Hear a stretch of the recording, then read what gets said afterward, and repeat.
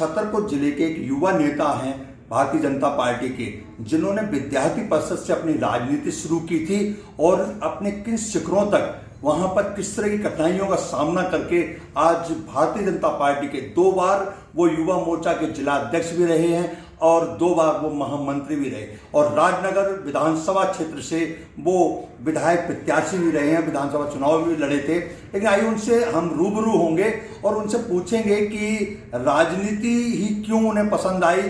आगे मेरा एक सबसे मानना है ये कि आपने जब राजनीति का प्रारंभ किया, क्या मकसद रहा कि जो आपको राजनीति में आना पड़ा और क्यों राजनीति आपको पसंद आई, इसके बारे में क्या कहेंगे? देखिए, कोई मेरा ये राजनीति को सोच करके मुझे राजनीति करना है या सोच करके मैं राजनीति में नहीं आया था जी।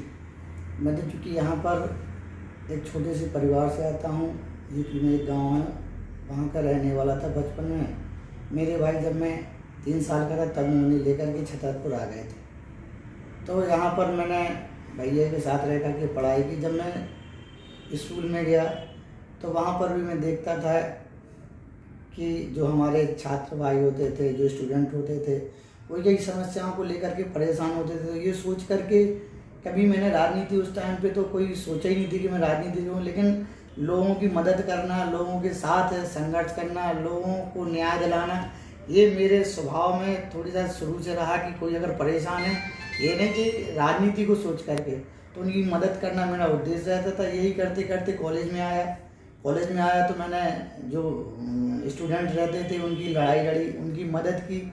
तो ये मेरा सौभाग्य है कि मैं एक ऐसे संगठन से जुड़ा जो राष्ट्र के लिए काम करता है, जो छात्रत्व में काम करता है। अखिल भारतीय विद्यार्थी परिषद के मैं कॉलेज में संपर्क में आया। वहाँ पे जो हमारे जो नेता थे, जो हमारे उस टाइम पे जो विद्यार्थी परिषद कार्यकर्ता थे, उनने मुझे कितने वर्ष तक आपने जो विद्यार्थी परिषद में काम किया और मैंने लगभग 4 वर्ष, 1 साल में जिला आंदोलन प्रमुख रहा, फिर 1 साल जिला सह संयोजक रहा, 2 साल में जिला सह संयोजक, लगभग 4 वर्ष मैंने विद्यार्थी परिषद में रह करके विद्यार्थियों के लिए जो लड़ाई लड़ सकता था, विद्यार्थियों के लिए जो अच्छा से अच्छा कर सकता था।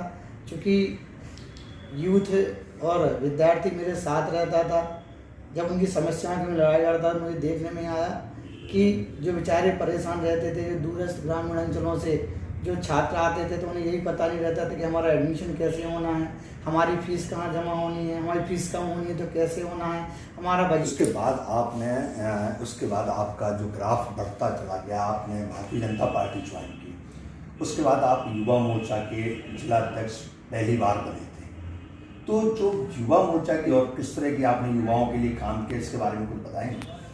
जैसा कि मैंने कहा ना कि जीवन में मुझे जो विद्यार्थी परिषद ने दिया, मैं विद्यार्थी परिषद कॉलेज में काम करते करते मुझे खुद पता नहीं चला कि कब मैं राजनीतिक क्षेत्र में प्रत्यक्ष राजनीति में आया या किसी राजनीतिक दल से मैं कब जुड़ गया। मैं चूँकि विद्यार्थी में काम किया तो बहुत यूथ जो छात्र थे, पूरे ज़िले में घूम घूम करके मैंने 4 साल छात्रों के बीच में काम किया। अच्छे जो युवा साथी रहते थे, छात्र रहते थे, वो हमारे साथ जुड़े थे पूरे ज़िले के। तो चूँकि भारतीय जनता पार्टी के उस टाइम पे हमारे संगठन मंत्री जी थे आदरणीय शैलेंद्र बरुआ जी, उनने मुझे अचानक एक दिन बुलाया और उन्होंने कहा कि तुम्हें युवा मोर्चा में काम करना है, विद्यार्थी परिषद में काम कर चुके हो। तो मैंने उनसे कहा कि भाई साहब, चूँकि उस टाइम पे हमारे संगठन मंत्री, ये सौभाग्य का विषय है कि आज जो हमारे प्रदेश के मुखिया हैं आदरणीय बीडी भाई साहब, हमारे क्षेत्रीय संगठन मंत्री थे विद्यार्थी परिषद के। तो चूँकि मैं उनका ऐसा मानना था, वो मुझे कहते थे कि अभी तुझे और काम करना है परिषद में। चूँकि मेरी बात हो चुकी तो मैंने कहा भाई साहब, मैं ऐसे नहीं छोड़ सकता, मुझे भाई साहब से अनुमति लेनी पड़ेगी, मेरी हिम्मत नहीं है। तो उस टाइम पे चूँकि बरुआ जी भाई साहब, बीडी भाई साहब की आपस में जो भी बात हुई मुझे पता नहीं है, और उन्होंने मुझे जैसे कि आपने बताया कि आप छोटे से गांव से आए थे, एक निम्न परिवार से ही आप लोग करते, जहाँ तक मैं भी जानता हूँ। तो जब आपने ये सब अपना ग्राफ चालू किया तो आपको किस तरह ऐसी कठिनाइयाँ भी तो सामने आई होंगी कहीं ना कहीं? हमें जैसे क्या होता है राजनीति में, हमने देखा होगा छात्र संघ के चुनाव में भी छात्रों के भी होगा, क्योंकि पैसा भी खर्च होता है, कहीं ना कहीं मेहनत भी लगती है, रातों रात हमें कई बार दिन रात भी घूमना पड़ता है। तो वो जो आप काम करते थे वो किस तरह मैनेज करते थे अपने आप को, क्या? मैंने सोचा ना कि जीवन में ये मेरा सूत्र रहता है कि काम करते चलो, क्या होगा, क्या मिलेगा, क्या हासिल होगा, इस पे कभी नहीं सोचा मैं तो अपनी, हाँ, जो चीज़ें मिली, जो मुझे जिम्मेवारी दी गई, चाहे वो विद्यार्थी परिषद में हो, चाहे वो युवा मोर्चा में हो, चाहे भारतीय जनता पार्टी में हो, उसको कैसे अधिकतम मेहनत, और कुछ अपने पास था नहीं, पैसा था नहीं, कोई बड़ा नाम था नहीं, परिवार का कोई बैकग्राउंड था नहीं, तो अपने पास केवल एक पूंजी थी, वो थी मेहनत पे अपन ने फोकस किया कि मेहनत, जो भी मुझे जिम्मेवारी दी उसको कैसे मैं अच्छे से अच्छे निभाऊं। तो मैं अपना काम करता चला गया। पार्टी ने और संगठन ने, ये अपनी पार्टी और संगठन की महानता कहूँगा कि इसमें कोई बड़ा परिवार का बेटा होना आवश्यक नहीं है, कोई राजघराने में पैदा होना आवश्यक नहीं है, कोई बैकग्राउंड होना आवश्यक नहीं है, कोई पूंजीपति होना आवश्यक नहीं है। इसमें तो काम करोगे तो पता नहीं किस दिन कहाँ पर। अब सोचो ना, मेरे जैसे आप भी जानते हो, मुझे बचपन से सब जानते हैं कि अपन कोई बड़े परिवार से नहीं थे, सब एक छोटे से मोहल्ले में रहते थे, 24 कॉलोनी में निवास करते थे, वहाँ गलियों में घूम करके सब लोगों के साथ मिल करके इस राजनीतिक क्षेत्र में आए, भारतीय जनता पार्टी के संपर्क में आए। पार्टी ने मुझे युवा मोर्चा का अध्यक्ष बनाया, 9-8 साल मुझे युवा मोर्चा का अध्यक्ष बनाया। 2 कार्यकाल जो थे उनमें मैं युवा मोर्चा का अध्यक्ष रहा। पार्टी ने मुझे महामंत्री, उपाध्यक्ष बनाया, महामंत्री बनाया।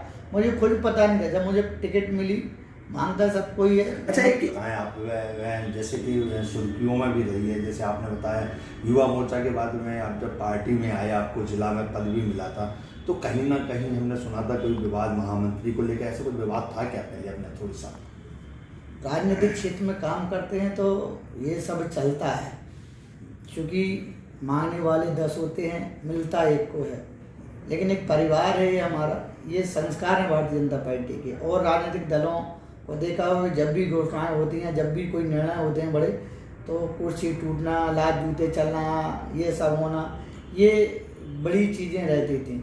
लेकिन महामंत्री को लेकर के या मेरे किसी उसको लेकर के कोई ऐसा, महामंत्री में कोई ऐसा विवाद नहीं हुआ था, है ना। तो हमारे संगठन में निर्णय होने के बाद सब सहर्ष स्वीकार करते हैं और सब उसको यह सोच करके कि ये पार्टी का निर्णय है, इसमें हमें सबको सहमति दे करके पार्टी के हित के लिए, पार्टी को बढ़ाने के लिए काम करना, और ये सब। अच्छा, अब बात करते हैं अपन थोड़ी सी भारतीय जनता पार्टी की राजनीति को लेकर। जब मध्य प्रदेश में जो चुनाव हुए थे भारतीय जनता पार्टी के, भारतीय जनता पार्टी ने मेहनत भी की, कोई लगातार शिवराज जी मुख्यमंत्री भी बना रहे थे। बीच में कुछ ऐसे 15 महीने काल आया कि सरकार भी आपकी भारतीय जनता पार्टी की चली गई। क्या कमियां रही होंगी सरकार के अंदर में, या क्या रही होगी लोगों के अंदर मानसिकता? क्योंकि भारतीय जनता पार्टी राष्ट्र हित पर भी काम करती है। उस टाइम पे आपने किसानों के लिए 0% ब्याज भी लागू किया। क्या कारण रहा जो कि पार्टी सरकार कांग्रेस की आई, भाजपा क्यों नहीं, क्या कारण रहा? देखिए, भारतीय जनता पार्टी लगभग 15 साल से मध्य प्रदेश में शासन था भारतीय जनता पार्टी का। एक तो इंडियन इनकम्बेंसी भी होती है 15 साल की, लेकिन हमें कहने में गर्व है कि अगर वोट परसेंटेज देखा जाए तो भारतीय जनता पार्टी का ज़्यादा था। चूँकि सीटों के आंकड़ों के कारण सरकार हमारी नहीं बनी, लेकिन भारतीय जनता पार्टी चाहती तो झूठ बोल करके फिर से सरकार, लेकिन क्योंकि हमें सरकार में रहना था, हम झूठ बोल करके सरकार में नहीं रहना चाहते थे। उनको ये था कि हमारी सरकार कैसे भी बने, हमें सरकार में आना चाहे, वो झूठ बोल, उन्हें पता था कि हम 5 साल ही रह पाएंगे, झूठ बोल करके बना लें तो। लेकिन उनने कहा कि हम किसानों का कर्जा माफ़ करेंगे, उनने कहा हम बेरोजगारी भत्ता 4000 रुपये देंगे, उनने कहा 51,000 शादी में देंगे। कई प्रकार की उनने झूठ बोल करके लोगों को लालच दिया। जो बेचारे सीधे साधे लोग थे, उन्होंने लगा कि 2 लाख रुपए का कर्जा हमारा माफ़ कर देंगे। उन्होंने कहा था कि हम 10 दिन के अंदर अगर कर्जा माफ़ नहीं करेंगे किसानों का तो अपना मुख्यमंत्री बदल देंगे, उनके राष्ट्रीय अध्यक्ष जी ने कहा। लेकिन शीर्ष नेतृत्व ने कहा, लेकिन ये कुछ भी नहीं हुआ। जब चूँकि जो नेता थे, आदरणीय मैं सिंधिया जी को कहूँगा कि उन्होंने भी यही कह करके जनता के बीच में गए थे, जनता से समर्थन मांगा था। और जब ये सब नहीं हुआ, मुख्यमंत्री चूँकि सिंधिया जी को बनना था, जनता ने यह सोच करके, उन्हें वो गद्दार कहते हैं, उन्हें बात तो सुनी है, उन्हें यह सोच करके जनता ने वोट दिया था कांग्रेस को कि सिंधिया जी को मुख्यमंत्री बनाएंगे तो ये कुछ करेंगे। कमलनाथ जी मुख्यमंत्री बने, वो झूठ बोल करके मुख्यमंत्री बने। उनने, आपने पता है, अगर आप पता करेंगे, आप भी फील्ड में घूमते हैं, कि किसानों का 2 लाख रुपए का एक व्यक्ति नहीं मिलता है पूछने पर कि किसका 2 लाख रुपए माफ हुआ, किसी का नहीं हुआ। महंगाई भत्ता नहीं मिला, 51,000 रुपए शादी के नहीं मिले, और भी जो भी योजना प्रलोभन दे करके सरकार में आए थे, एक भी पूरी नहीं हुई। सिंधिया जी चूँकि स्वाभिमानी व्यक्ति थे, उन्होंने देखा कि आगे फिर भी हमें जीवन में राजनीति करना है। ये तो वो लोग हैं कि उन्हें पता है कि 5 साल राजनीतिक जीवन है, उसके अलावा उनके बेटे ही राजनीति में आएंगे, उनको नहीं रहना है। लेकिन सिंधिया जी को पूरे जीवन राजनीति करनी थी। उन्होंने अपने भविष्य के बारे में सोचा कि अगर हम अगली बार फिर से मैदान में जाएंगे और हम जनता से कहेंगे कि हमें वोट दें, तो जनता हमें मुँह पर जवाब दे देगी कि आपने जो वादे किए थे, जो हमसे झूठ बोल करके सरकार में आए थे, आपने वो एक भी पूरे नहीं किए। इसलिए सिंधिया जी ने अपने जो विधायक, जो बेचारे विधायक थे, जिनको लगा कि हम झूठ बोल करके सरकार में नहीं आए हैं, उन्हें नहीं पता था कि यह एक योजना के तहत किया जा रहा है, लोगों को झूठ बोल करके योजनाबद्ध तरीके से अपने और आकर्षित करके सरकार में आएंगे, उन्हें वादा पूरे नहीं करने थे। तो उन्होंने यह तय किया कि हम झूठों के साथ नहीं रहेंगे, क्योंकि हमें आगे भी राजनीति करना है, जनता को मुंह दिखाना है, जनता के सामने जाना है। जब जब वो जाते थे क्षेत्र में, लोग कहते थे कर्जा क्यों माफ नहीं हुआ, जब वो कहते थे कि ये क्यों नहीं हुआ, तो फिर उन्होंने इस्तीफा दिया। इस्तीफा देने के बाद कांग्रेस का आरोप तो था भारतीय जनता पार्टी पे कि कहीं ना कहीं पर खरीद फरोख्त के भी आरोप भी लगे थे भाजपा पे, इसके बारे में क्या? आप जानते हैं, देखिए सिंधिया जी को खरीदना, विधायक उनके और भी थे, विधायक भी हैं, तो ये मैं कोई खरीद फरोख्त नहीं मानूंगा। आप जानते हैं आदमी सरपंची से इस्तीफा नहीं देता है साहब। आप कांग्रेस भी खरीद के दिखा देना, मोल उनके भी हैं, लेकिन विचार के लिए लोग आते हैं। उन्हें ये समझ में आया कि जनता का हित केवल भारतीय जनता पार्टी कर सकती है, और सत्य बोल करके विकास के नाम पर जो वोट भारतीय जनता पार्टी मांगती है, और जो उनके विधायक आए थे तो विकास देख करके और यह सोच करके कि आने वाला भविष्य भारतीय जनता पार्टी के आदरणीय मोदी जी के। अरविंद जी की जैसे कि आप राजनगर विधानसभा से चुनाव भी लगे, पार्टी ने आपके ऊपर बहुत भरोसा किया था, ऐसा क्या था कि जो पार्टी ने आपको तत्काल प्रभाव से कि युवा नेता हैं अरविंद पटेल है जी, उनको राजनगर विधानसभा से लड़ाया है, तो पार्टी की जो नेतृत्व, शीर्ष नेतृत्व में ऐसी क्या चीज़ अच्छी लगी थी, तो उसके बारे में क्या कहेंगे?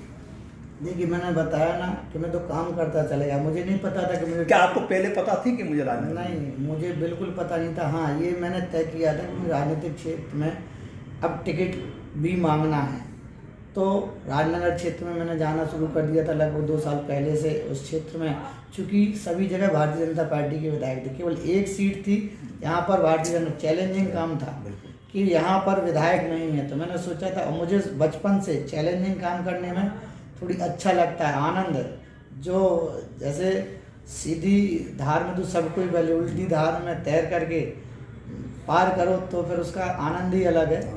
तो मैं चूँकि राजनगर क्षेत्र में काम किया, जा कर के वहाँ पर मैंने प्रयास किया। ये भारतीय जनता पार्टी ही है, और कोई ऐसा दल नहीं है कि जिसमें मुझे खुद पता नहीं था कि मेरी टिकट होने वाली है।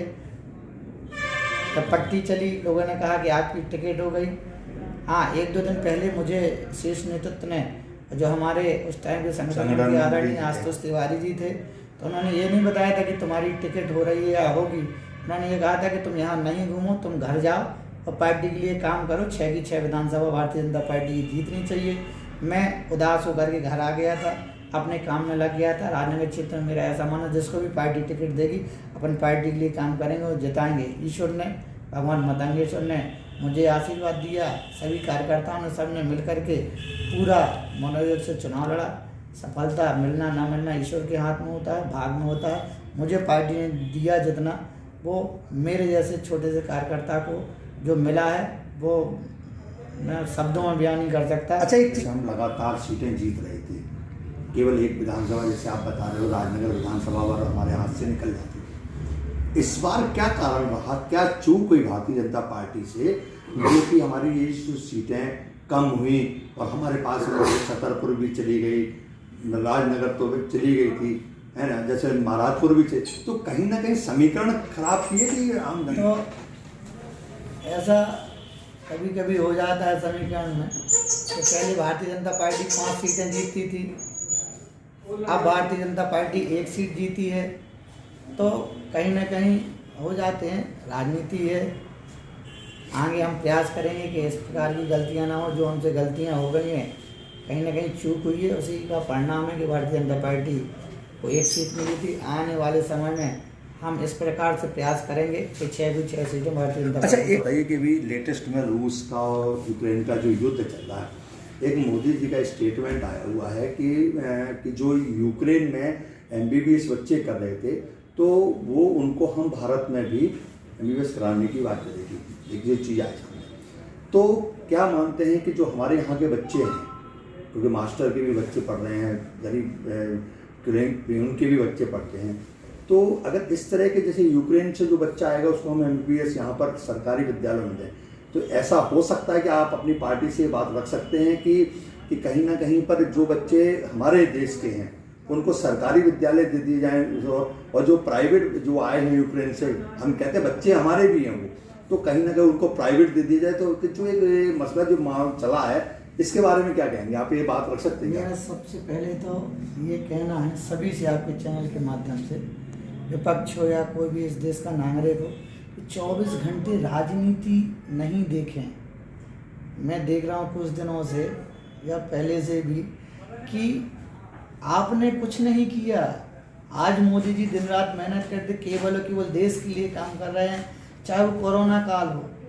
आप झूठी खबरें फैला करके, झूठी अफवाह फैला करके सोशल मीडिया में वो टूल किट जो आपकी जो राहुल गांधी जी के द्वारा जो संचालित की जा रही थी, ऐसे केवल घर में लेट करके मोबाइल पर चलाना, केवल सोशल मीडिया पर झूठी खबरें फैला करके मोदी जी की छवि को धूमिल करने का काम जो कर रहे हैं, चाहे वो कोरोना काल में हो, अभी है यूक्रेन में फंसे हुए जो हमारे छात्र हैं, ये किसी ने नहीं कहा था कि लाएं नहीं लाएं, किराया नहीं देंगे, अनावश्यक उसको तूल पकड़ाया, उसमें भी राजनीति ढूंढने लगे। क्या आप खुद मैं आपसे पूछना चाहता हूँ, क्या मोदी जी के अलावा और भी प्रधानमंत्री होता तो ये सब होता? क्या नहीं होता। ये हम दावे के साथ कह सकते हैं। इसके पहले भी सरकारें थी, इसके पहले भी आपदाएं आई, कभी नहीं किया। ये तो केवल मुद्दा खड़ा कर देते हैं जिससे कि, और उस मुद्दे ऐसा नहीं कि उन्होंने मुद्दा दिया तो मोदी जी ने दबाव के कारण उनको वापस, नहीं, मोदी जी में इतनी इंसानियत, मानवता है। भारतीय जनता पार्टी देश के प्रत्येक नागरिक की जान की कीमत जानती है। देश के यशस्वी प्रधानमंत्री मोदी जी प्रत्येक नागरिक को अपना परिवार मानते हैं। उसी का कारण है कि लोगों ने जो इस तरीके से बनाया है उसको कि उनको वापस लाओ किराया। तो मैं आपके चैनल के माध्यम से पूछना चाहता हूं कि हमारे देश का नागरिक जो 80 लाख की वहां पर MBBS कर रहा है, तो क्या राष्ट्र हित में वो एक किराया दे करके वापस नहीं आ सकता क्या? लेकिन विपक्ष की ओछी राजनीति है। किस प्रकार से हम माहौल बनाएं जिससे कि मोदी जी की छवि धूमिल हो, तो मोदी जी की छवि धूमिल होने वाली नहीं है। वो सब जानते हैं। आज उन छात्रों से पूछो कि किस प्रकार से अपने परिवार के सदस्य के उनका उपचार करते जो हमारे यहाँ केंद्रीय 4 मंत्री बॉर्डर पर हैं, वहाँ पर जो यूक्रेन से आने वाले छात्र हैं, उनकी दिन रात मेहनत करके, चिंता करके कैसे उनको वापस लाया जाए, उसके लिए मेहनत करें। छतरपुर में वापस आते हैं। एक मुद्दा बहुत गरमाया रहता है छतरपुर के अंदर में कि मेडिकल कॉलेज आया था, फिर चला गया, फिर कांग्रेस ने आरोप लगाया कि भाजपा ने पैसे काट लिए, फिर भाजपा ने लगाया कांग्रेस। लेकिन कहीं ना कहीं आज अरविंद पटेरिया जी का एक कद इतना बड़ा हो चुका है छतरपुर शहर के अंदर में कि अपने शीर्ष नेताओं तक, तो जो ये मेडिकल का जो विवाद चल रहा है, हर चुनाव आने वाला, फिर विधानसभा आएगी, फिर मेडिकल की बात आएगी। दूसरी चीज़ यूनिवर्सिटी की जो जगह थी, हमारी यूनिवर्सिटी का मुद्दा भी, तो इसके बारे में आप क्या कहना चाहेंगे? क्योंकि मेडिकल तो आप भी मानते हो छतरपुर में, क्योंकि हमारे पास बुंदेलखंड के क्षेत्र में महोबा से लेके कई क्षेत्र लगे, तो क्या कारण रहा जो मेडिकल हमारे शहर को नहीं बन पा रहा? आपको शायद अनुज जी, मैं आपके चैनल के माध्यम से बता देना चाहता हूँ कि ये जो मेडिकल कॉलेज आया, ये भाजपा के गवर्नमेंट में आया। मैं उन नेताओं से पूछना चाहता हूँ कि जो इस तरीके से अलग आरोप लगाते हैं कि 1.5 साल उनकी भी तो सरकार रही, उनने कौन सा टेंडर, वो तो कह रहे थे कि भाजपा ने है, तो हम तो लाए थे। नहीं, ये आपको पता होगा medical college Bharatiya Janata party की सरकार में स्वीकृत हो गया था, जमीन स्वीकृत हो चुकी थी। हाँ, टेंडर भी आज 140 करोड़ रुपए का जो बजट में पैसा जो जारी किया गया है वो भारतीय जनता पार्टी की सरकार में। मैं ये पूछ रहा हूँ कि उतने समय के लिए, हाँ आप भी सरकार में थे, हाँ चली गई थी, अगर आरोप लगा रहे हो, एक तो आप पता कर लेना कोई मेडिकल कॉलेज गया नहीं था, उसको टेंडर में लाने में, बजट सैंक्शन करने में समय लगता है। तो चूंकि बीच में 15 महीने 13 महीने के लिए कांग्रेस गवर्नमेंट आ गई थी, फिर आपने देखा हो 140 करोड़ रुपए यहाँ पर मेडिकल कॉलेज के लिए सैंक्शन हो गया, टेंडर हो गया है, काम शुरू हो गया है। ये आपको इस चैनल के माध्यम से मैं बता देना चाहता हूँ। और उन लोगों के लिए यह भी कहना चाहूँगा कि जो श्रेय की होड़ में इस तरीके से अगर आरोप लगाते हैं तो कृपया छतरपुर के विकास के लिए, क्षेत्र के विकास के लिए 24 घंटे केवल राजनीति ना सोचें ना। मैंने बता रहा हूँ ना कि लोग जोड़ने पे मेहनत करके, विकास की बात करके, इंसानियत के नाते लोगों के सुख दुख में शामिल होके या राजनीति में जो अच्छे काम है वो करके लोगों को जोड़ने का प्रयास करें। केवल झूठे आरोप लगा करके, केवल राजनीतिक षड्यंत्र रच करके, केवल जातिवाद में लोगों को बांट करके राजनीति ना करें, यह मेरा निवेदन है। आप जनता के साथ छलावा ना करें, उनको झूठा नहीं। लेकिन एक बात है, यूनिवर्सिटी का पैसा था अपना, अब विलय हो गई यूनिवर्सिटी अपने में, एक बड़ी यूनिवर्सिटी बनती। यूनिवर्सिटी आप भी देख रहे हो, आप पढ़े हो उस कॉलेज से, लेकिन आज यूनिवर्सिटी को देख रहे कितने कमरों में, तो अगर के अंदर में तो एक लोगों को रोजगार मिलता हमारे यहाँ पर। तो सही कहा, लेकिन ऐसा भी कोई निर्णय नहीं लिया गया है।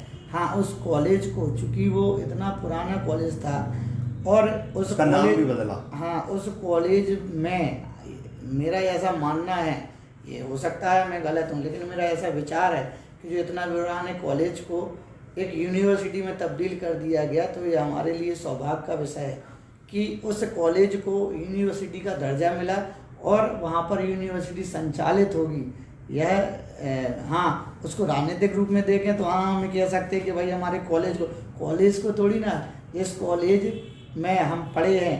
आज पहले वो कॉलेज कहलाता था, आज वो यूनिवर्सिटी कहलाएगा। और यूनिवर्सिटी में जो हमारे वहाँ पे काम करने वाले कर्मचारी हैं या और भी जो भी लगाए जाएंगे कर्मचारी, तो उनको तो आज भी रोजगार मिलेगा ना।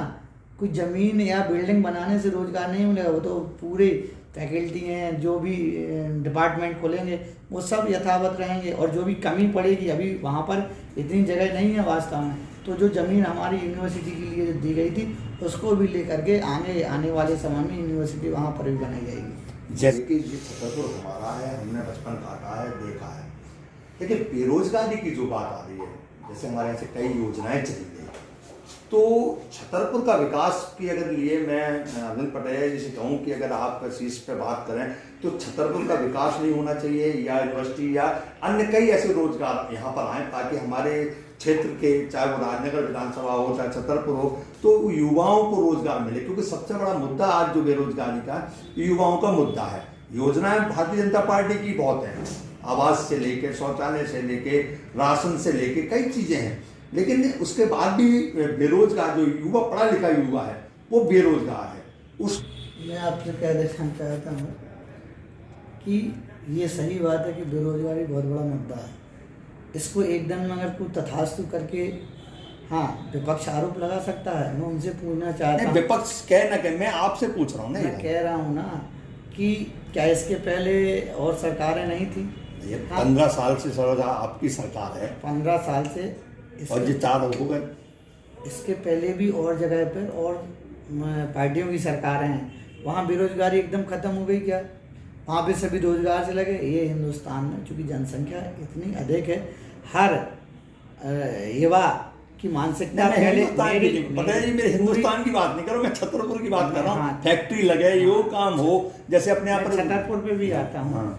छतरपुर में भी अब आपको बता दूँ कि जो भी किया गया है वो भारतीय जनता पार्टी की सरकारें में किया गया है। चाहे वो यूनिवर्सिटी हो, चाहे वो मेडिकल कॉलेज हो, चाहे वो 4 लाइन हो, चाहे वो केन विधवा हो, ये मोदी जी ने किया है। छतरपुर में ये केन विधवा का जो लिंग परियोजना जो हमारी आई है, उससे कितने लोगों को रोजगार मिलेगा। रोजगार के अलावा कितनी जमीन हमारी जो सूखा बुंदेलखंड कहलाता था वो कैसे हरा भरा बुंदेलखंड, इसकी किसी को कल्पना ही नहीं है, इसकी कोई चर्चा ही नहीं कर रहा है। जहाँ पर दुगनी तिगनी आमदनी उस किसान की बढ़ेगी, तो आप कल्पना करो कि रोजगारी, हाँ, अगर रोजगार मिलना सरकारी नौकरी का है तो मैं ये नहीं मानता हूँ। जो मोदी जी का जो सपना है, जो हमारी भारतीय जनता पार्टी का सपना है कि आत्मनिर्भर भारत बने, लोग अपने खुद के रोजगार निर्मित करें, खुद अपने उद्योग निर्मित करें, अपने खुद काम खड़े करें, जिससे कि खुद रोजगार से लगें, वो अपने अंडर में युवाओं को क्या रोजगार करें। मैंने बताया ना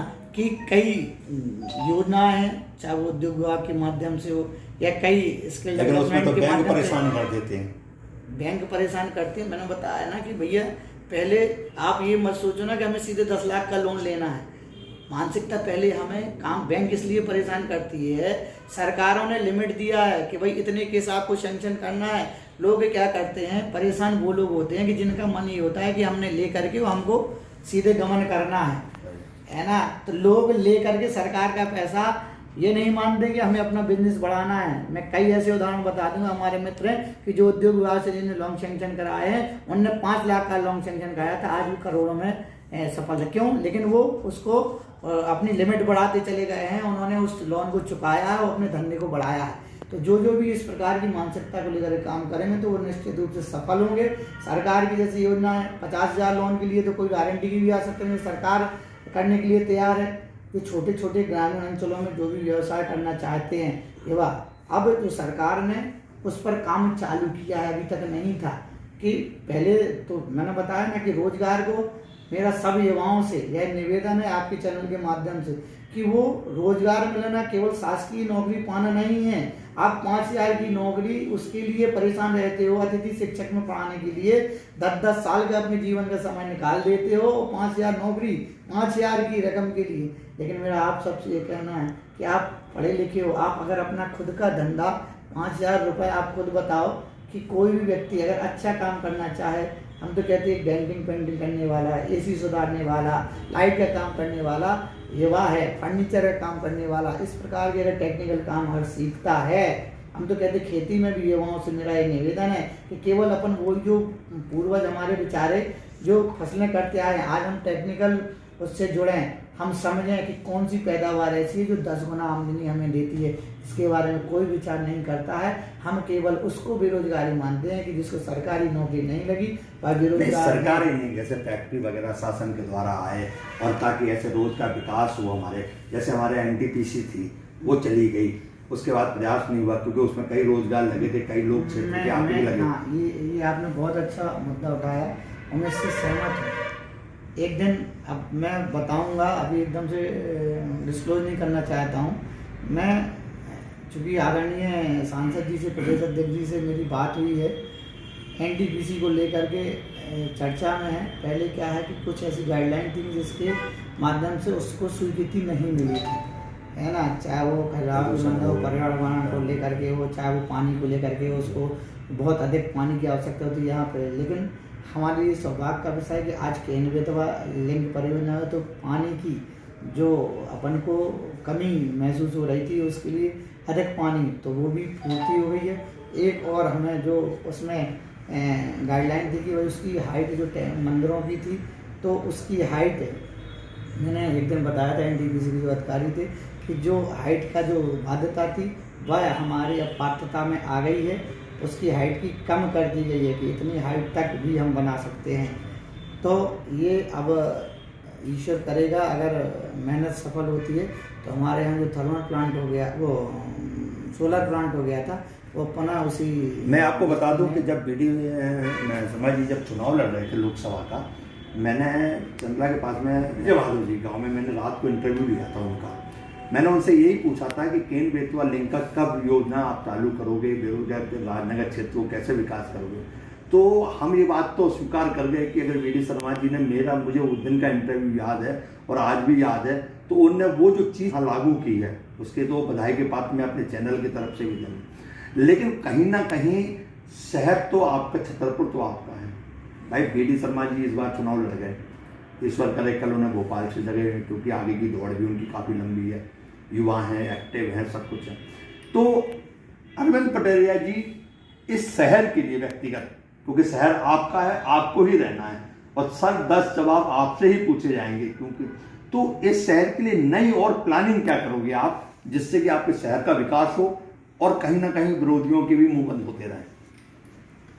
हमारे इस क्षेत्र में लगातार, चाहे हमारे पूर्व मंत्री ललिता यादव जी हों, चाहे अटना सिंह जी नगर पालिका के अध्यक्ष हैं, उनने सब ने मिल करके जो इस शहर का विकास किया। हमने वो शहर भी देखा था कि जब भारतीय जनता पार्टी की सरकार नहीं थी, आज शहर देखा है तो कई इस प्रकार की योजनाएं हैं, चाहे कई कि जो छतरपुर अलग, जो विकसित छतरपुर आज सड़ी, हाँ आप उद्योग को अगर लेकर के विकास देखें तो उद्योग बस चाहे कह लें कि नहीं लगे हैं, बाकी पूरा प्रयास करके यहाँ के जो हमारे नेतागण थे उनने अधिकतम प्रयास करके इस छतरपुर को अच्छा बनाने की प्रयास किया है।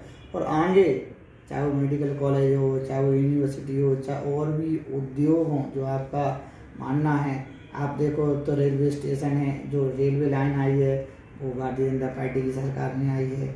आप चाहे यूनिवर्सिटी ले लो, मेडिकल कॉलेज, इसके पहले अपन सपना मानते थे कि छतरपुर में कभी रेलवे स्टेशन भी होगा, आज भारतीय जनता पार्टी की सरकार की वजह से केन वेदवा। फिर मैं बार बार वही कह रहा हूँ कि छतरपुर के विकास में जो महती भूमिका आगे 5-7 साल में जो दिखाई देगी, उसमें केन वेदवा का बहुत बड़ा योगदान रहेगा। आदरणीय प्रधानमंत्री जी नरेंद्र मोदी जी को मैं धन्यवाद देना चाहता हूँ कि उसमें अपन बात करते हैं तुरंत राजनीति से इसकी हटके कि हाल में भी कुछ दिन पहले शहर गर्म रहा, पिछड़ा और सामान और इस तरह का माहौल जो चला है, तो कहीं ना कहीं पार्टी को दिखने में दिक्कत नहीं आएगी कि जब बंटवारा सा हो रहा है इसमें कहीं पार्टी को कोई दिक्कत नहीं है। ये सब समझ रहे हैं कि प्रायोजित है। हाँ। ये कांग्रेस की तरफ से चलाया जा रहा है। हम पहले से कह रहे थे कि कोई ओबीसी नहीं है, ओबीसी भारतीय जनता पार्टी के पास है। मैं गर्व से कह सकता हूँ कि भारतीय जनता पार्टी का प्रधानमंत्री ओबीसी समाज से आता है। भारतीय जनता पार्टी का जो मुखिया जो शिवराज सिंह चौहान जी हैं वो ओबीसी समाज से आते हैं। हमारे मध्य प्रदेश में जब सरकार बनी तो माननीय सुश्री उमा भारती जी जो ओबीसी समाज से आती थी वह मुख्यमंत्री बने।